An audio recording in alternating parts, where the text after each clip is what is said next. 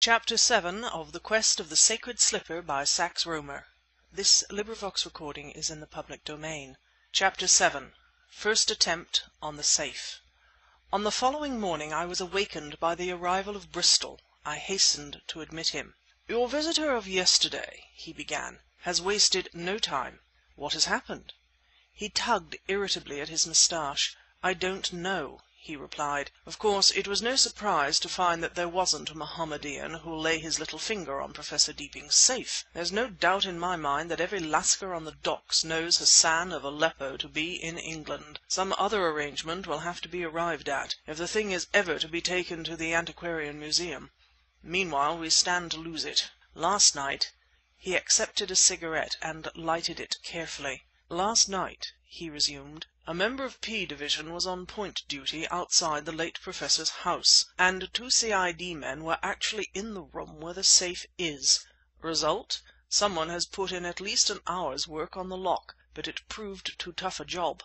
I stared at him amazedly. "Someone has been at the lock?" I cried. "But that is impossible with two men in the room. Unless—" "They were both knocked on the head." "Both? But by whom? My God! They are not—" "Oh, no. It was done artistically. They both came round about 4 o'clock this morning." "And who attacked them?" "They had no idea. Neither of them saw a thing." My amazement grew by leaps and bounds. "But, Bristol, one of them must have seen the other succumb." "Both did. Their statements tally exactly." "I quite fail to follow you." "That's not surprising. Listen. When I got on the scene about 5 o'clock, Marden and West, the two C.I.D. men, had quite recovered their senses, though they were badly shaken and one had a cracked skull. The constable was conscious again, too." "What! Was he attacked?" "In exactly the same way. I'll give you Marden's story as he gave it to me a few minutes after the surgeon had done with him. He said that they were sitting in the study, smoking, and with both windows wide open. It was a fearfully hot night." "Did they have lights?" "No. West sat in an armchair near the writing table. Marden sat by the window next to the door. I had arranged that every hour one of them should go out to the gate and take the constable's report. It was just after Marden had been out at 1 o'clock that it happened. They were sitting, as I tell you, when Marsden thought he heard a curious sort of noise from the gate. West appeared to have heard nothing, but I have no doubt that it was the sound of the constable's fall. West's pipe had gone out, and he struck a match to relight it. As he did so, Marden saw him drop the match, clench both fists, and with eyes glaring in the moonlight and his teeth coming together with a snap, drop from his chair. Marden says he was halfway up from his seat when something struck him on the back of the head with fearful force. He remembered nothing more until he awoke with the dawn creeping into the room and heard West groaning somewhere beside him. They both had badly damaged skulls with great bruises behind the ear.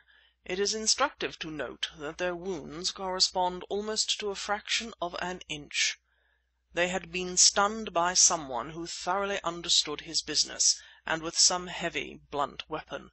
A few minutes later came the man to relieve the constable, and the constable was found to have been treated in exactly the same way."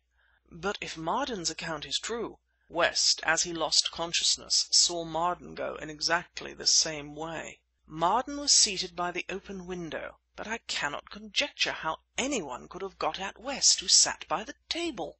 "The case of Marden is little less than remarkable. He was some distance from the window. No one could possibly have reached him from outside." "And the constable?" "The constable can give us no clue. He was suddenly struck down as the others were. I examined the safe, of course, but didn't touch it according to instructions. Someone had been at work on the lock, but it had defied their efforts. I'm fully expecting, though, that they'll be back tonight with different tools." "The place is watched during the day, of course?" "Of course. But it's unlikely that anything will be attempted in daylight. Tonight I am going down myself." "Could you arrange that I join you?" "I could, but you can see the danger for yourself."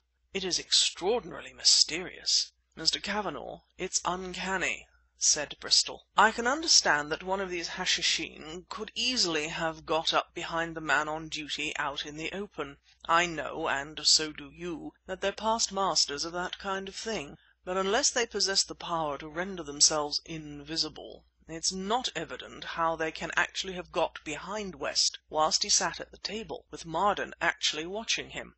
We must lay a trap for them to night." "Rely upon me to do so. My only fear is that they may anticipate it and change their tactics. Hassan of Aleppo, apparently, knows as much of our plans as we do ourselves." Inspector Bristol, though a man of considerable culture, clearly was infected with a species of supernatural dread. CHAPTER 8.